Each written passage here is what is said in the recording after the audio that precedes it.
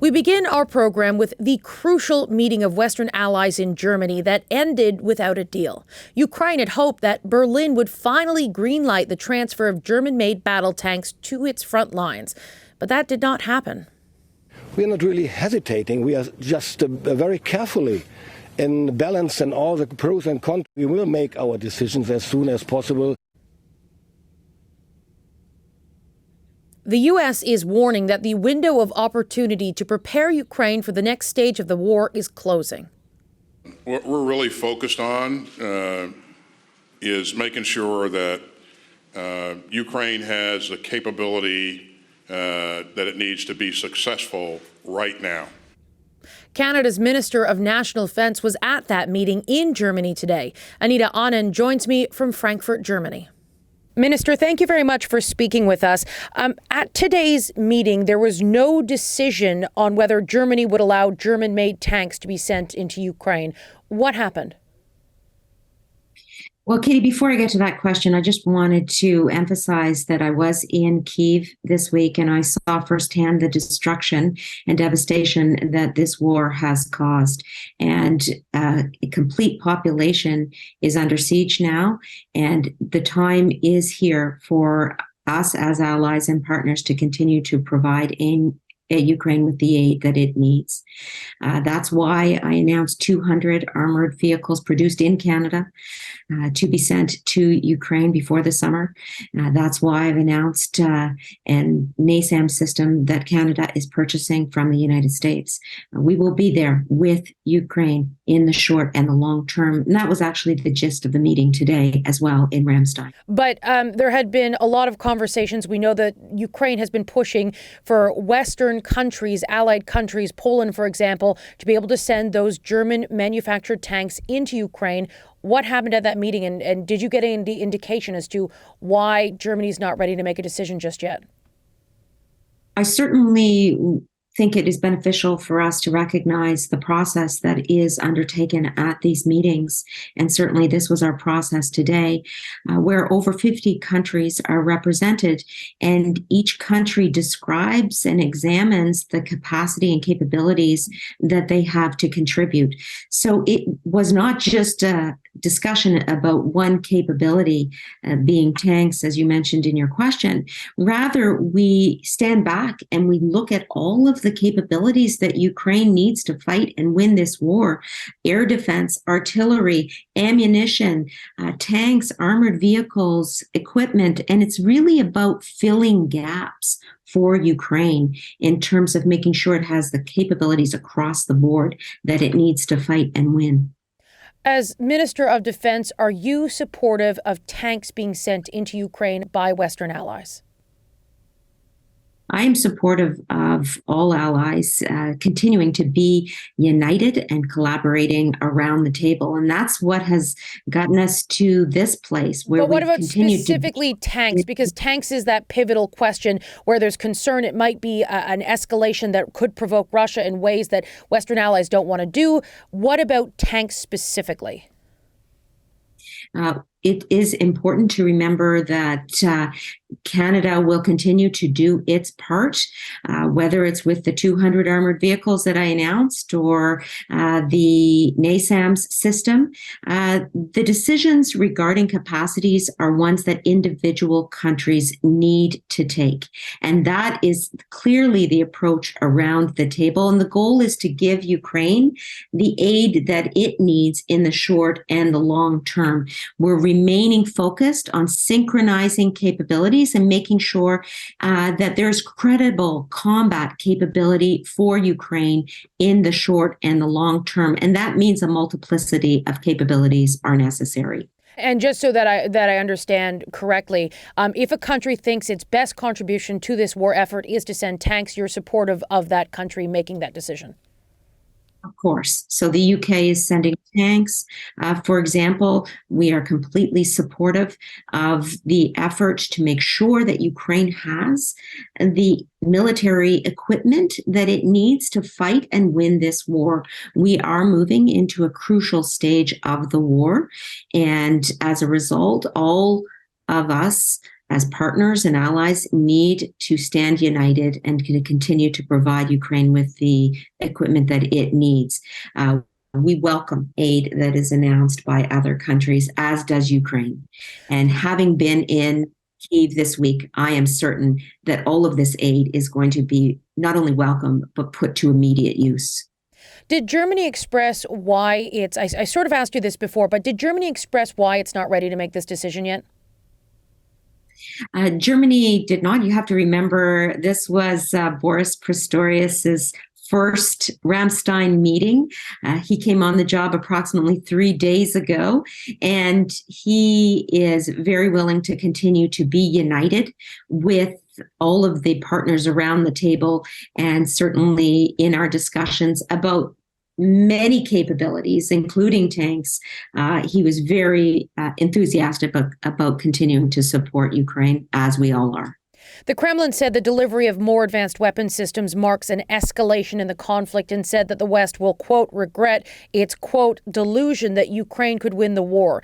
Is potential Russian retaliation and drawing more and the risk of drawing more countries into this conflict, is that a factor in perhaps why there might be some hesitancy to give a green light to send more tanks in there?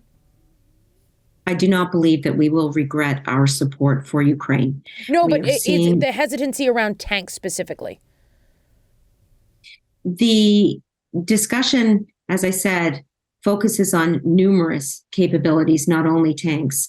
And each country is doing whatever it can to support the war effort in the short and the long term, because there is a realization, Katie, around the table that this isn't just about the sovereignty of Ukraine, but is about democracy and peace and stability, as well as the territorial integrity and rules-based international order that has kept us all safe since the end of the Second World War. And for Canada's part, we will do whatever we can to continue to support Ukraine across numerous types of aid, military, economic, and humanitarian, which now totals over $5 billion collectively.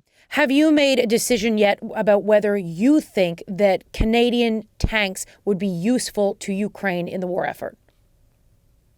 We have over 80 tanks or so, and they are in various stages of condition. I am in discussions with the Chief of Defense Staff and our government about this, but I will say that Germany has not yet made a decision on this, and our aid is and has been expansive, so we are examining a number of possibilities. If Germany gives the green light, would you be ready? Would you be comfortable giving the green light to say, okay, let's send these Canadian tanks over if it is deemed useful? I have no news to share on tanks right now. As I said, this week for Canada has been about announcing 200 armored vehicles produced in Canada, and in part being built by Ukrainians themselves who are working at the Rochelle plant, as well as a NASAM system, which together total approximately $500 million. Canada's aid has been substantial and will continue to be with Ukraine in the short and the long term.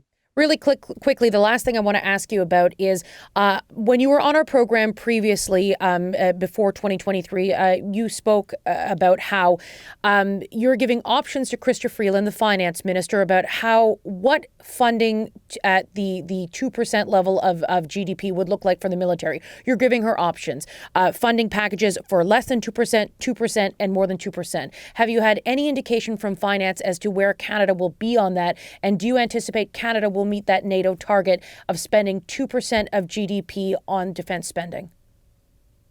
We are increasing our defense spending by 70% under our defense policy, strong, secure, engaged. But will it meet that benchmark, the NATO benchmark? $38 billion for NORAD modernization. And we will continue on this upward trajectory in terms of not only ensuring the protection of our continent and country, but also contributing to NATO as well as Ukraine in its fight for security, sovereignty, and stability. But will you hit the 2% benchmark?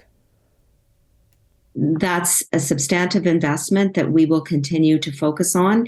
And we look forward to continue to ensure that the Canadian Armed Forces have what they need to protect and defend this country while participating very meaningfully in our multilateral alliances. And Jens Stoltenberg himself continues to reiterate how important Canada's contribution is to NATO, especially on the eastern flank, and also to Ukraine in its hour of need.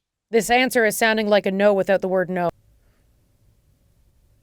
I'm very focused on making sure that we are doing whatever we can for Ukraine, Katie, as well as making sure that the Canadian Armed Forces are able to have the equipment and the resources they need to protect and defend this country. That's my focus every single day. Minister, thank you very much for your time today. We greatly appreciate it. Thank you so much. Take good care. Despite high hopes from several NATO allies, Germany chose not to make a decision today on whether to send tanks to Ukraine to help in the war against Russia. President Zelenskyy says Ukraine will continue its push to get the battle tanks from its allies. Every unit helps to save our people from terror, but time remains a Russian weapon. We have to speed up. Time must become our common weapon. Just like air defense and artillery, armored vehicles and tanks, which we are negotiating about with you. Ukraine and Russia both appear to be gearing up for new offenses, and there are signs Moscow could be preparing an additional troop mobilization. Iuliia Mendel is a journalist and the author of The Fight of Our Lives. She previously served as press secretary for Ukrainian President Volodymyr Zelenskyy. She's in Kiev. Ms. Mendel, thank you for speaking with us today. There had been some expectation that at today's meeting in Germany, Germany would make a decision about allowing German-made tanks to be sent to Ukraine. We don't have any sort of decision on that at this point. What's your reaction to that? Well, thank you. One of the most important political topics today around the world, right? And up to now, it's very disappointing because all the messages that coming out from the meetings and from my personal sources say that Germany does not agree to provide the Leopard 2 tanks to Ukraine. And, Ukrainians are paying with blood for every minute of doubt. And probably if you're verifying the West, it's very difficult to understand this new type of life that we have been enduring for the last 11 months. We understand that Russia is going to attack again. We are very cautious. We understand it's a real danger. Today I was sitting in Kyiv. I've heard sirens. I was reading the news about kamikaze drones coming from Zaporizhia and the military Russian jets coming from Belarus. I didn't know they're going to shell. How many bodies we will count this time, like in Dnipro last week? Like, what will happen next? And you just leave these, hours not understanding what's going to come next minute. But then you call your parents and you understand that Russians do not stop shelling the south at all. It's very difficult for people who live under a shelling every day to feel that Russia is running out of ammunition. And we understand that Russia is going to attack again. And to be able to defend and to take over our territory, we need the decision now, because there is logistics, because there is training, because there is this way of how these tanks should be put in the system of the war. We need the plan, and the time is very, very urgent. And, it's very disappointing to understand that so many lives of Ukrainians can be sacrificed just because of bureaucratic doubts. Germany's new defense minister said the impression that his country is standing in the way, he says that's not accurate and that a decision just hasn't been made yet. Do you agree with that assessment, that Germany is not standing in the way? As I understand, there is an internal, also domestic, huge, hot discussion about if to provide tanks and if to provide the approval to another countries to provide these tanks to Ukraine. We know that at least 14 NATO countries have Leopard 2 tanks, and at least 5 of them already agreed to provide the tanks. And we know that Poland, for instance, they say that probably they will be able to give the tanks to Ukraine even with without Germany's approval. I don't know how it's possible and if it will cause more conflict inside the EU. But, for Ukraine, the situation is different, really. And we are very grateful to everyone who understands us. You have already noticed that since December, many Western allies provide us really a lot of support, a lot of ammunition, a lot of weapons, a lot of training, a lot of equipment, to be really like a modern army, not just, an army with the spares against Russians. But the thing is that around 15-20% of Ukrainian territory is still under Russian occupation. And it means that they are going to shell from the occupied territory into this territory. And all these people are suffering. So, this debate must take place. And we saw that there are already protests today in Berlin because people are going out to remind how important it is that the war doesn't have days off. So my hope is, first, that discussion is not over. Second, we saw that there is the pressure from many countries, including the USA. It's a very diplomatic one, but it is a very insistent one. And third one, that Germany will allow other countries to provide the tanks to Ukraine. The General Staff of Ukraine said that we at least need 300 tanks to defend from the next attack from Russia. What about concerns that sending Western tanks into Ukraine would provoke Russia further and could possibly escalate its already brutal tactics and make things even worse? We have to be realistic here. First of all, let me say that there is no any logic or any human laws, or even a discussion about any international rules of behavior when we talk about the reasons why Russia attacked here. Today, after the Ramstein 8 meeting, I was looking at one of the top propagandists of Russian TV, and he was literally threatening to shell Berlin and Paris, and he mentioned Finland and Eastern Europe. I mean, this aggression shows that they try to motivate the people, to be angry at all the West, at NATO, at everything that is different, at the countries who live civilized life. So first of all, if we are afraid and we are looking for any justification of these reasons, this doesn't make any sense because Russia is just an aggressor. But realistically, to look at it, we understand that Russia is also running out of ammunition thanks to the sanctions, thanks to the fact that they're really very outdated and corrupt. They don't have much capacities to build missiles, to build new type of modern equipment.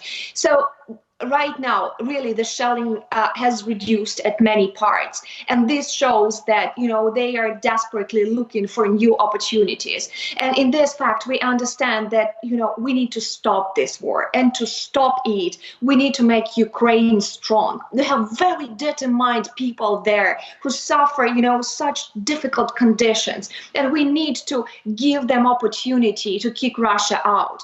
So the only considerable risk that we see here is that Russia, probably, maybe will think about nuclear, but what we see about what we talk about when we talk to our Western partners, all of them say that the risk of nuclear threat is really very little because Russia will understand that this will be the end of Russia at all. Russia is not that strong country as it pretends to be. This is the thing.